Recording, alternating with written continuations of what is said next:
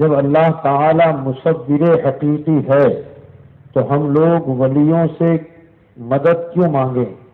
جبکہ حقیقی دینے والا تو اللہ تعالی ہے، تو ہم اللہ تعالی سے ہی دعا کیوں نہ کریں؟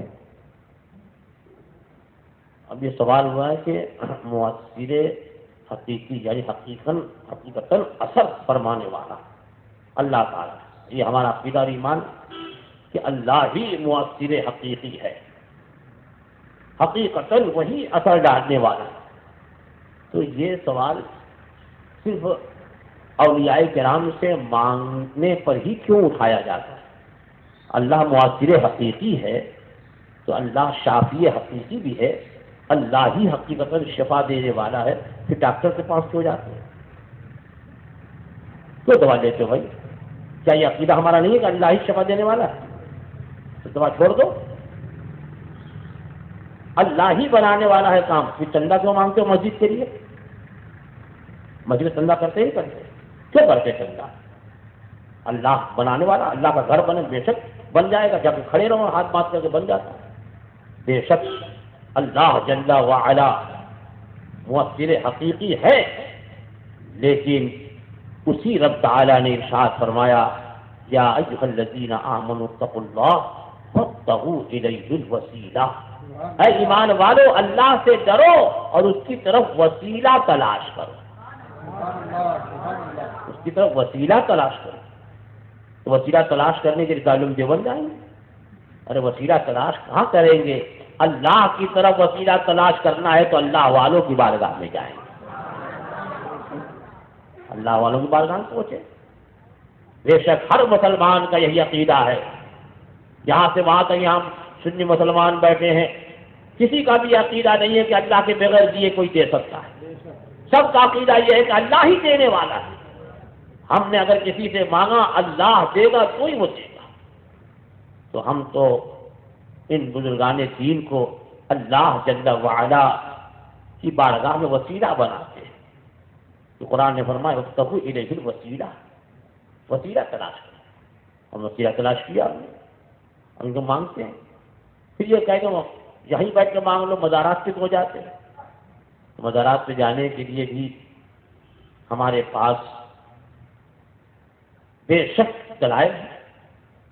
کوئی رسول اکرم صلی اللہ تعالی علیہ وسلم نے قبروں کی زیارت کا حکم دیا؟ میں نے منع فرمایا تھا، اب میں تمہیں اجازت دیتا ہوں قبروں کی زیارت کرو۔ پھر یہ اللہ والوں کی بارگاہ میں حاضری دینا، حضرت علامہ فضل الرحمان گنج مراد آبادی، یہ آزادی سے پہلے کے بڑے عظیم الشان بزرگ گزرے،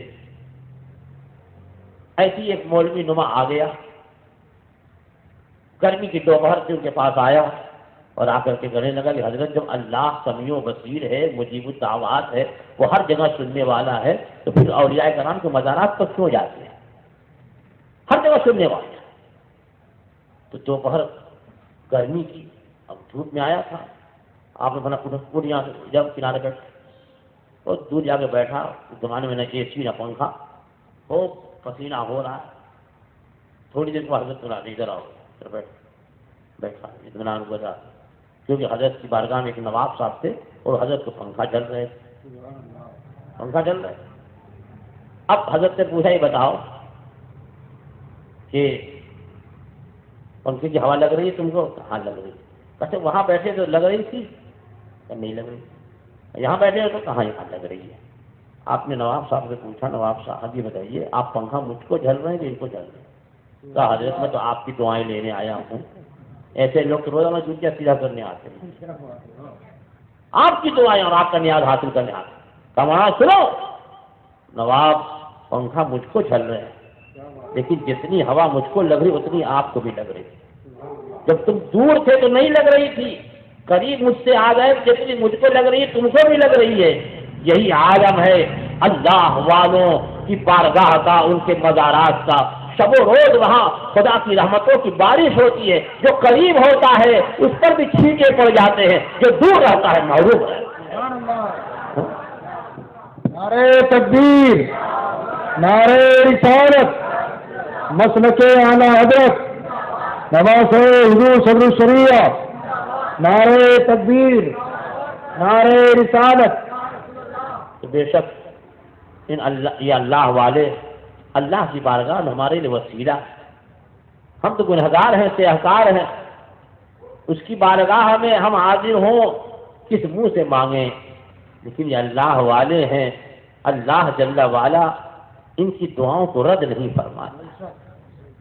خود بخاری شریف میں کہ کتنے ایسے پراگندہ بال پھٹے پرانے کپڑے پہننے والے ہیں، لیکن وہ ہے جو دروازوں سے بھگا دیے جاتے ہیں، کہیں جاتے ہیں جگہ، لیکن اللہ کے وہاں ان کا یہ عالم ہے کہ اگر کسی بات سے قسم کھا لے اللہ ضرور پورا کر دے.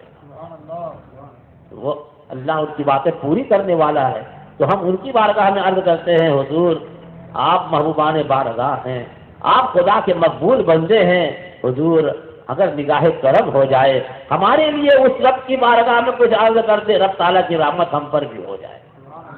تو کیا ہم نے جرم کیا؟ لیکن نہیں، ان کو تو یہ بس کسی نہ کسی طرح ہم کو قبر پوروا بتا رہے. ارے بھائی کوئی سنی مسلمان آج تک قبر پوجنے کے لیے گیا؟ نہیں. قبر کے پاس گیا بھی تو کیوں گیا؟ ارے بہت ساری قبرستان میں قبریں ہیں، وہاں کیوں نہیں چلا گیا؟ کیوں گیا؟ اس لیے کہ وہ اللہ والے کی قبر، اللہ کے مقرب بارگاہ کی قبر ہے، تو وہاں گیا. تو اللہ جل وعلا کہ ان محبوبوں کی بارگاہ میں گیا، اللہ ہی کی نسبت کی وجہ سے وہاں گیا. تو جو اللہ کو مانے گا اللہ کے محبوبوں کو بھی مانے گا.